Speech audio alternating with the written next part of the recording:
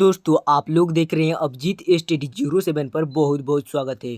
दोस्तों मैं आप लोग को साइंस का वीवीआई क्वेश्चन लेकर आ चुका हूं, जो कि 2022-23 में आप लोग का, जो कि इसी महीना नवंबर में आप लोग का फर्स्ट टर्म का एग्जाम होगा। ऑब्जेक्टिव और सब्जेक्टिव होगा, तो मैं आप लोग को ऑब्जेक्टिव प्रश्न हल करवा रहा हूं। तो दोस्तों आप लोग प्रकाश का परावर्तन एवं अपवर्तन चैप्टर में आप लोग पढ़ी होंगे। मैं 20 क्वेश्चन में लेकर आ चुका हूँ आप लोग को। मैं अभी इसको सोल्व करवाने वाला हूँ, ये वीवीआई क्वेश्चन। दोस्तों सबसे पहले क्वेश्चन में क्या बोला है? क्वेश्चन में बोला है कि प्रकाश की किरणें कैसी गमन करती है। ये याद रखना है दोस्तों, प्रकाश की किरणें सीधे रेखा में गमन करती है। प्रकाश की किरणें कैसी गमन करती है? सीधे रेखा में या एक सरल रेखीय पथ पर गमन करती है। ये याद रखना है, सीधे रेखा में या एक सरल रेखा पथ में, ऐसे आपको याद रखना है। दूसरा नंबर क्वेश्चन में क्या बोला है? दूसरा नंबर क्वेश्चन, प्रकाश का वेग न्यूनतम होता है। प्रकाश का वेग कांच में न्यूनतम होता है, ये याद रखना है आप लोग को, कांच में न्यूनतम होता है प्रकाश का वेग। तीसरा नंबर क्वेश्चन में देखते हैं, तीसरा नंबर क्वेश्चन क्या बोला है? मोटर गाड़ी के चालक के सामने लगा रहता है। यानी कि आप लोग चालक सुन के आप लोग सुन रहे होंगे चालक क्या होता है। चालक जो कि आप लोग का गाड़ी में आप लोग का इस तरह से गाड़ी है, आप लोग साइड में जो कांच रहता है, साइड में जो कांच रहता है, जो कि आईना रहता है, उसी को ही आप लोग को साइड मिरर, यानी कि मोटर गाड़ी में साइड मिरर के रूप में कौन सा दर्पण का उपयोग किया जाता है? उत्तल दर्पण का उपयोग किया जाता है। किस दर्पण का? उत्तल दर्पण का, पीछे देखने के लिए। चौथा नंबर क्वेश्चन में क्या बोला है? फोर्थ नंबर क्वेश्चन में बोला है, चौथा नंबर क्वेश्चन में बोला है, मोटर कार के हेडलाइट में किसका प्रयोग होता है? मोटर कार के हेडलाइट में किसका प्रयोग होता है? अवतल दर्पण का होता है। ये याद रखना है आप लोग को, अवतल दर्पण का होता है मोटर कार के हेडलाइट में। पांचवा नंबर क्वेश्चन में क्या बोला है? पांचवा नंबर क्वेश्चन में बोला है आप लोग का, समतल दर्पण द्वारा बना प्रतिबिंब होता है। समतल दर्पण द्वारा बना प्रतिबिंब कैसा होता है? काल्पनिक होता है दोस्तों, याद रखना है। काल्पनिक यानी कि आभासी, ये याद रखना है। यानी कि सीधा होता है, आभासी और सीधा होता है समतल दर्पण द्वारा बना प्रतिबिंब। छठा नंबर क्वेश्चन में क्या बोला है? 6 नंबर क्वेश्चन में, लेंस की क्षमता का एसआई मात्रक, लेंस की क्षमता का एसआई मात्रक होता है आप लोग का डायरोप्टर होता है। ये ए नंबर आप लोग का सही हो जाएगा, डायरोप्टर होता है। सातवां नंबर क्वेश्चन में क्या बोला है? सातवां नंबर क्वेश्चन देख सकते हैं, प्रकाश की किरणों का पथ दर्शाने वाले चित्रों का कहा जाता है। यानी कि इसको बोलते हैं किरण आरेख बोलते हैं इसको क्या बोलते हैं? किरण आरेख। ये याद रखना है आप लोग को, किरण आरेख बोलते हैं। 8 नंबर क्वेश्चन में देखते हैं, यहाँ पर बोला है 8 नंबर क्वेश्चन में 2D क्षमता वाले लेंस का फोकस होता है।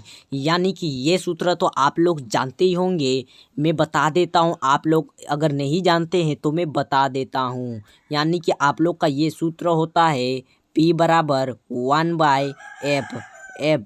यानी कि आप लोग को P दिया हुआ है, यानी कि आप लोग फोकस अंतर निकालना है। यानी कि आप लोग का हो जाएगा F बराबर 1/p हो जाएगा। यानी F बराबर 1/p, तो F बराबर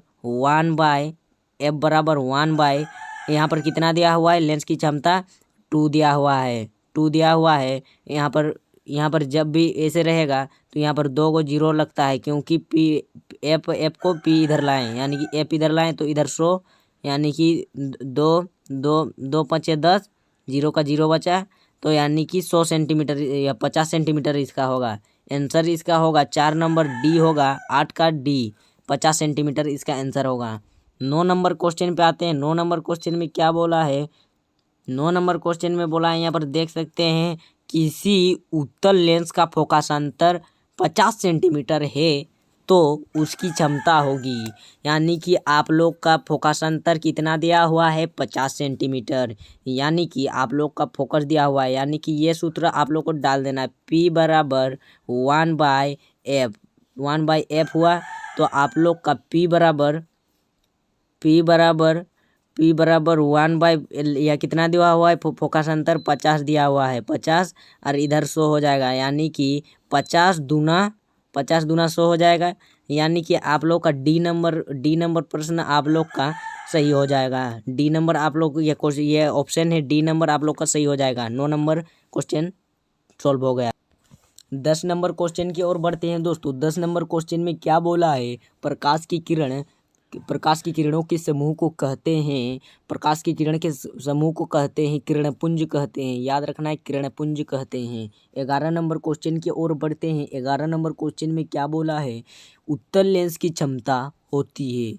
ये याद रखना है आप लोग को, उत्तल लेंस की क्षमता धनात्मक में होती है और अवतल लेंस की क्षमता ऋणात्मक में, यानी कि उत्तल लेंस की क्षमता धनात्मक में होती है। अब 12 नंबर क्वेश्चन में आते हैं। 12 नंबर क्वेश्चन में ये देख सकते हैं, आ गया है ये क्वेश्चन आप लोग का। अवतल लेंस की क्षमता होती है, अवतल लेंस की क्षमता क्या होती है, ऋणात्मक में होती है। याद रखना है, ऋणात्मक में होती है अवतल लेंस की क्षमता। 13 नंबर क्वेश्चन में आते हैं। 13 नंबर क्वेश्चन में क्या बोला है, 13 नंबर क्वेश्चन उत्तल लेंस को कहते हैं, इसका एक नाम है, और उत्तल लेंस को अभिसारी लेंस भी कहते हैं। Option number A correct the answer. 14 number आते हैं। 14 नंबर में क्या बोला है, अवतल लेंस को कहते हैं, अवतल लेंस को कहते हैं, अपसारी लेंस भी इसको कहते हैं। ऑप्शन नंबर सी आप लोग का सही हो जाएगा, उसको अवतल लेंस भी कहते हैं। 15 नंबर क्वेश्चन में क्या बोला है, 15 नंबर क्वेश्चन, निम्न में से कौन सा पदार्थ लेंस बनाने के लिए प्रयुक्त नहीं किया जाता है, क्या किया जा सकता है। यानी कि आप लोग को मिट्टी जो होता है, मिट्टी का प्रयोग नहीं करते हैं लेंस बनाने के समय। और 16 नंबर क्वेश्चन में क्या बोला है, 16 नंबर क्वेश्चन पे आते हैं। 16 नंबर क्वेश्चन देख सकते हैं यहाँ पर, किसी दर्पण से हमेशा वस्तु छोटा प्रतिबिंब प्राप्त होता है।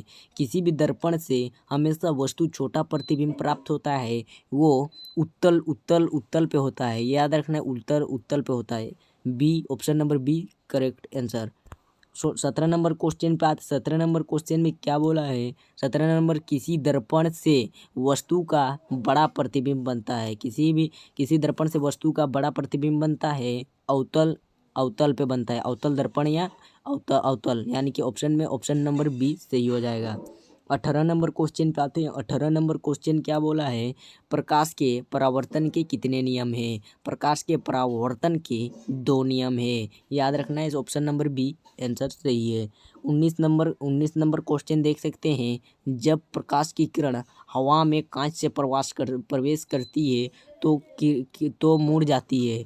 यानी कि ये मान लेते हैं ये पानी है, ये इसका अंदर में पानी है, और ये हवा यानी कि विरल माध्यम, ये पानी यानी कि सघन माध्यम।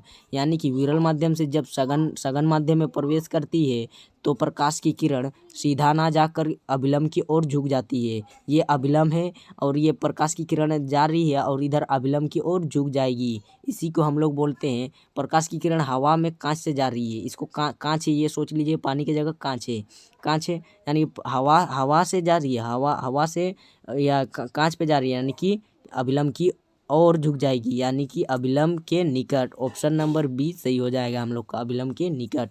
20 नंबर क्वेश्चन पे आते हैं। 20 नंबर क्वेश्चन में क्या बोला है, 20 नंबर क्वेश्चन में बोला है, फोटोग्राफी के कैमरा का अभिदृश्य होता है। फोटोग्राफी के कैमरा का अभिदृश्य होता है,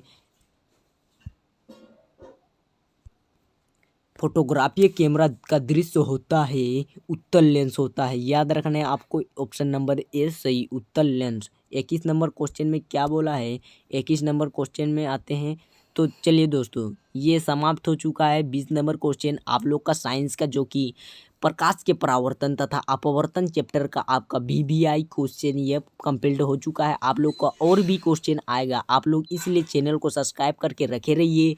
तो चलिए दोस्तों, मिलते हैं नेक्स्ट और वीडियो में, तब तक के लिए जय हिंद, जय भारत।